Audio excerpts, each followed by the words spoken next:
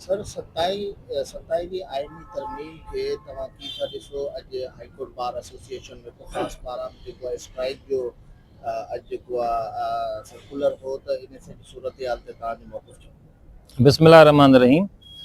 मेहरबानी अदा जी। बिल्कुल 27वीं तरमीम के ख़िलाफ़ असां high court bar association Mirpur ख़ास के तरफां स्ट्राइक कॉल अनाउंस कई हुई ऐं अॼु उहा जेका असांजी कामयाब थी आहे। उन में को बि असांजो वकील साहब अदालतुनि में न वियो आहे, तोड़े वो डिस्ट्रिक्ट कोर्ट्स हुजनि या हाई कोर्ट हुजे। ऐं इन जो सिर्फ़ु ऐं सिर्फ़ु मक़सदु इहो आहे त असां आइन जी ऐं कानून जी बालादस्ती चाहियूं था, हक़ ऐं इंसाफ़ चाहियूं था। 27वीं तरमीम जे अचण सां ऐं 26वीं तरमीम जे अचण सां जेको 18वीं तरमीम हुई उहा ख़तम थी चुकी आहे। जेके सूबनि जा हक़ हुया उहे सूबनि जा हक़ हाणे उन्हनि खे न मिलंदा। जेके बि वसाइल वसीला आहिनि सिंध जा या सूबनि जा उहे सभु हलिया वेंदा वफ़ाक़ में। उहो वफ़ाक़ जी मर्ज़ी आहे, उहो केतिरो हिसो ॾे न ॾे, ख़तमु करे छॾे, उन्हनि जे हथ में आहे। इन सां आम माण्हू जो जेको राइट आहे, पब्लिक जा जेके राइट्स आहिनि उहे इनफ्रिंज थींदा ऐं हक़ इंसाफ़ जे लाइ जेको बि दरवाज़ो अदालतुनि जो खड़काईंदो उनखे को इंसाफ़ न मिलंदो। छाकाणि त उहे जेके जज वेठल हूंदा उहे 26 ऐं 27वीं तरमीम वारा हूंदा। उन्हनि खे जेके मथां खां डायरेक्शन्स ईंदा उहो उन ते अमल कंदा। ऐं हाणे त 27वीं तरमीम जेको आहे जमहूरियत जो ऐं आइन जो कानून जो इंसाफ़ जो जनाज़ो कढी चुको आहे, छॾियो आहे।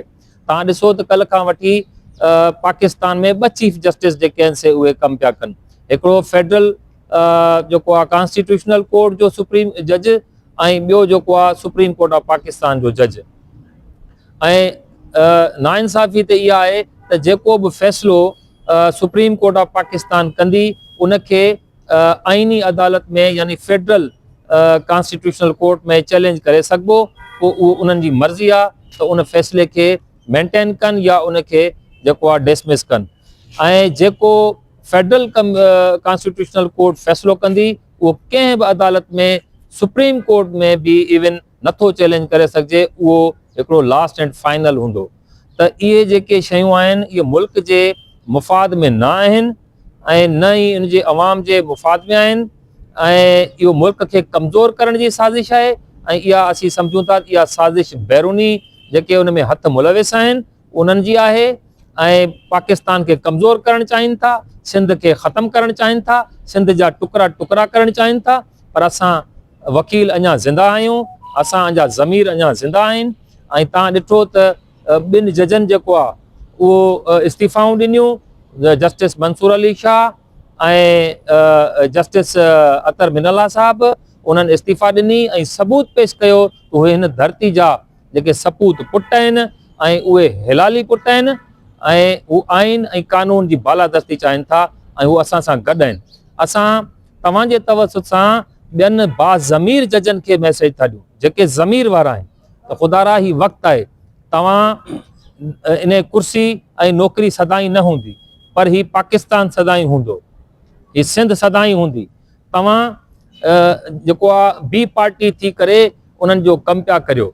तव्हां बी पार्टी न थियो, तव्हां फिल फॉर जस्टिस मंसूर अली शाह ऐं जस्टिस अतर मिल्ला साहब वांगुरु इस्तीफ़ा ॾियो ऐं असां सां गॾु रोडनि ते पियो ऐं रिस्क खणो। असां रिस्क खणी हिन मुल्क जे करे ॿाहिरि निकिता आहियूं।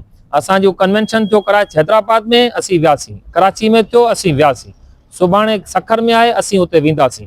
असां कंहिंखां बि न ॾिना आहियूं, न डिॼंदासीं। छाकाणि त असांखे पंहिंजे मुल्क जो मुफ़ाद प्यारो आहे, असांखे सिंध जा मुफ़ाद प्यारा आहिनि। असांखे सिंध जे जेको अवाम ग़रीब मिसकीन अवाम आहे, जेको पीड़ियल अवाम आहे, असीं उन्हनि जे मुफ़ादनि खे ॾिसी करे असां पंहिंजे पेटनि ते पथर ॿधी करे रोडनि ते निकिरंदासीं।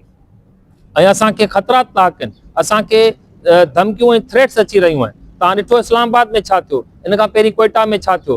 पर असांजा जज़्बा वरी बुलंद आहिनि, असां हक़ ऐं सच ते बीठल आहियूं, असीं बीठा रहंदासीं। त तंहिंजे करे तमामु मोज़िज़ जज साहिबान खे सुप्रीम कोर्ट खां वठी वेंदे हाई कोर्ट खां वठी ऐं हेठि जेको डिस्ट्रिक्ट जुडिशरी लोअर जुडिशरीज़ जा जेके बि जजिस आहिनि उन्हनि खे असीं रिक्वेस्ट था करियूं त ख़ुदा तव्हां हक़ जे पासे पियो, अचो इस्तीफ़ा ॾियो, असां सां गॾु रोडनि ते पियो। छा अवां हिन असां वांगुरु तव्हां जेको आहे सिटीज़न ऑफ पाकिस्तान न आहियो?